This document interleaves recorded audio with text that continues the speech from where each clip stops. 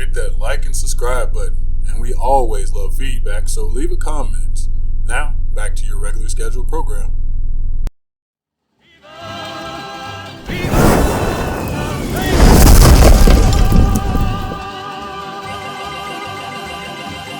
Vegas, baby, Vegas! Yo, what's up, guys? Vegas, baby. This is the segment where we give our locks, chances, and wild cards, and then we go over the good, the bad, and the ugly of anything we just betted on last week. So, I just think that it's already just time to start with the good.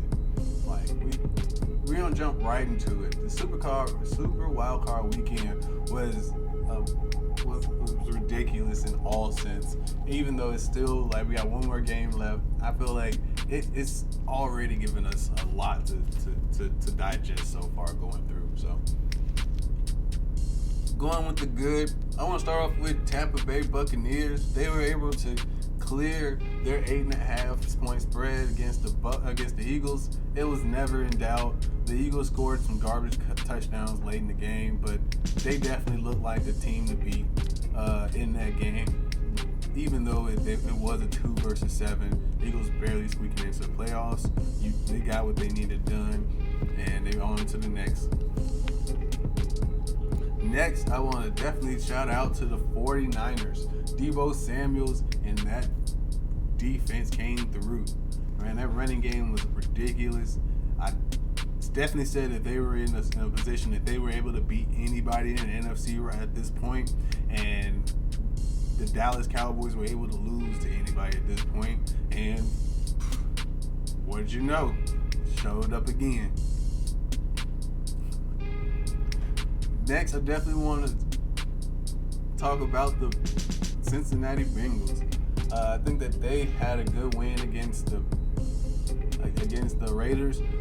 It did come down to a last-minute drive, but the defense stood tall even throughout all the injuries that they were having throughout that game, and they were able to pull it out. With a 7-point win, he'd be in a 5.5 point underdog, making sure. 5.5 point favorite in that one, still pulling out a 7-point win. You're able to do what you're supposed to do and get out of there. So, big ups to the Cincinnati Bengals. We'll see you in Tennessee. Next, I want to jump right on into the bad for this past weekend as well. And looking at my notes, I definitely would just start off with the Raiders. Oh man, they definitely were in a position to keep that game closer than what it was. 4 field goals for both teams only looks bad for the losing team at the end of the day. Because one of those field goals becomes a touchdown, and that game looks a little bit different at the end there, So, and an interception in the red zone to end the game is always bad at the end of the day. Throughout all the turmoil of things, season-wise, they definitely overcame a lot, but for this game, you again 4 field goals in that game. You think that one of those field goals become a touchdown, and they clear the actual they actually 5.5 points, and they actually clear that. So close. Next is going to be the Eagles in this one as well. They woke up so late. If you were betting with them in this one, it just was not a good look. They were down 31 at some point, and before they decided to pile up on some garbage stats, it just was not a close game at all for the Eagles. Even so betting with them was just not a good smart look. But did you really expect them to be close in this one to begin with? Last on the bad is definitely the Steelers. Going up 7-0, you thought that game was going to be close, especially the way the first quarter was. Both teams were pretty stagnant offensively. The Steelers' defense was actually showing up, making plays. TJ Watt was able to get a touchdown off a fumble. So it was not close at all, and it just shows that they were not like even close in that one. I mean, being that it was a 12.5 point favorite for the Chiefs, like you would think that they would like have like be closer than that, but it wasn't even that close of a game to begin with. All right, jumping right into my ugly. Who else should be in the ugly first, other than one Dallas Cowboys? To have that much talent on offense and defense, like to have all pros on 2 all pros within their first 2 years on defense, to have DeMarcus Lawrence playing at a high level, Randy Gregory playing at a high level, to have Dak Prescott and Zeke Elliott and Amari Cooper and CeeDee Lamb, just a levy of weapons on the offensive line and just buried in between everywhere. It just did not make sense for them to put out the effort that they did. I mean, offensively, it was just non-existent. I mean, 3 decent drives in the entire game, all they were able to put together. The turnovers, the penalties, just the coaching situations were lacking in every sense of the word. It just was an ugly performance, which I reveled in the entire time. All right, last on is going to be definitely the Patriots. Be blown out like that for Bill Belichick to be the defensive genius, quote unquote, that he is, to give up a perfect offensive game.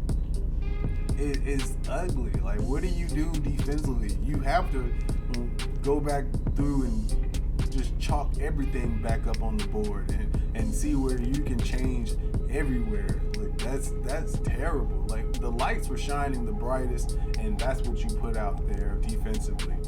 Mac Jones was not that much far off either. Like, good Lord, he looked like a rookie quarterback, and they should have trusted him a little bit more, you would think, but would it really have mattered?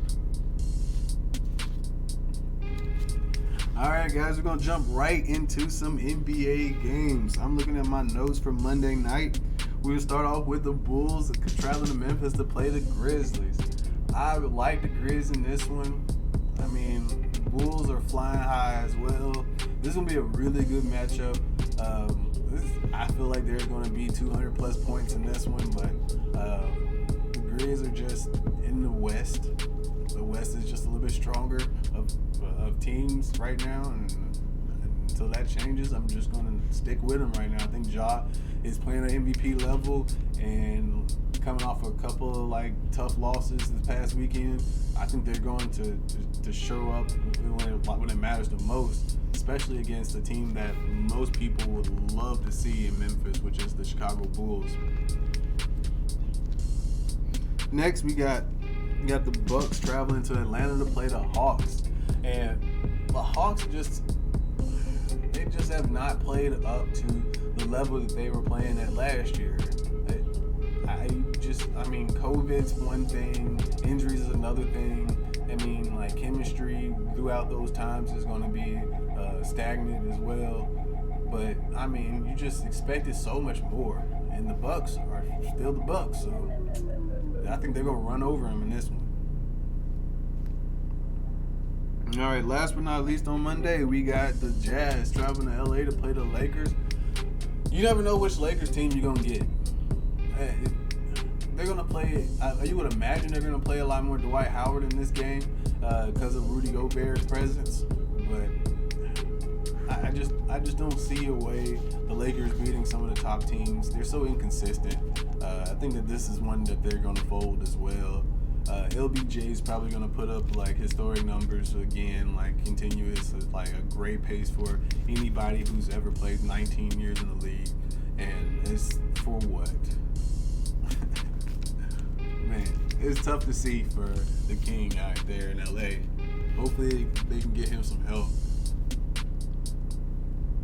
All right, taking over to Tuesday, we got the T-Wolves traveling to New York to play the Knicks. I mean, the T-Wolves are another seesaw team this year. They've played some really good games against some tough teams, and have lost some really tough games against some bad teams. Like it's one of those teams you never know what you're going to get out of. And playing against the Knicks, who's another seesaw team, it's just a great game to see. You never know, man. This one could come down to the wire, last shot, or it could be a blowout going either way. I think that I'm just gonna roll with the T-Wolves in this one. I mean, the way they played against the Warriors, and I mean, like, just blowing them out by 20 is any indicative to like how they would play against like a Knicks team. I'm just gonna go with them. All right, last on Tuesday we got the Pistons traveling to Golden State to play the Warriors. I'm going to the Warriors in this one, with or without Steph Curry. There's not much that the Pistons are going to be able to do in that one. All right, on Wednesday, we got the Hornets going to Boston to play the Celtics, and I like the Hornets in this one. They're getting better as they play. The more as they play, I feel like they're getting less showboaty, as I would say, as you would say, and more efficient.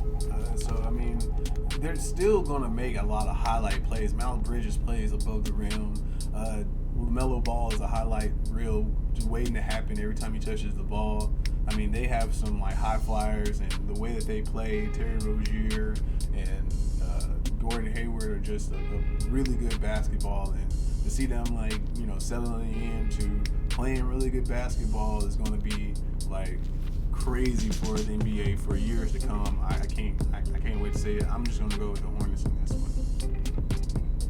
All right, next we got the Grizzlies traveling to Milwaukee to play the Bucks, and that's going to be a crazy game as well. I just don't know if the Bucks have enough scoring in that one to keep up with the Grizzlies. Giannis is going to terrorize the Grizzlies. I don't think that there's any matchup that they can use. You can try to rotate Steven Adams and Jaren Jackson Jr. on him, maybe, but can they really guard him?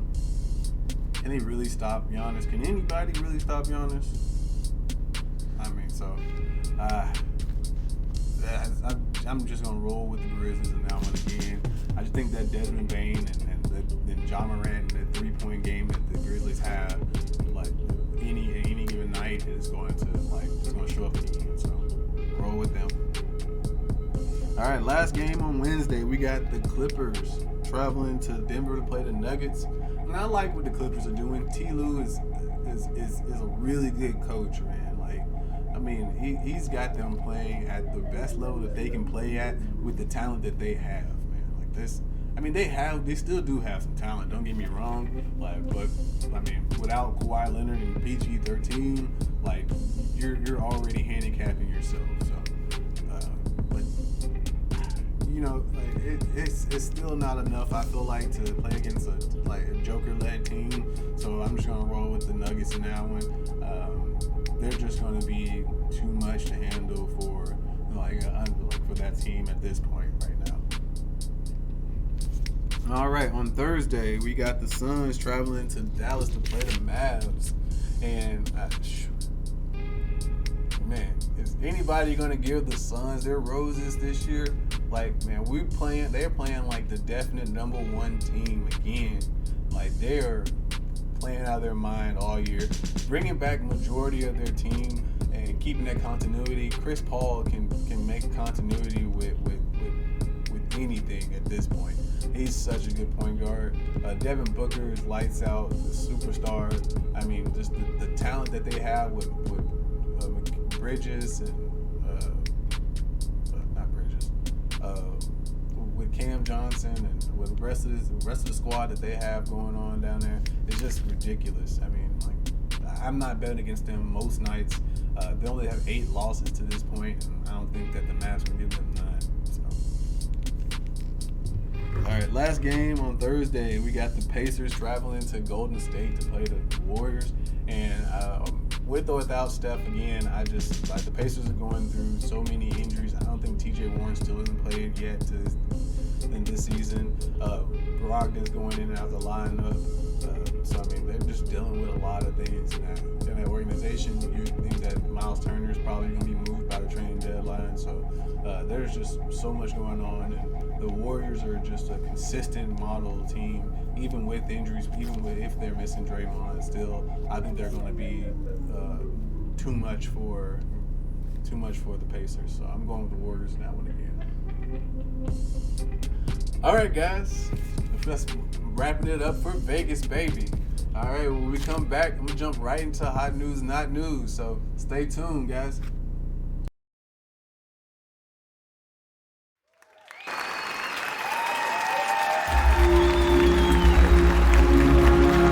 Brought to you by the Chism channel and TCC Productions.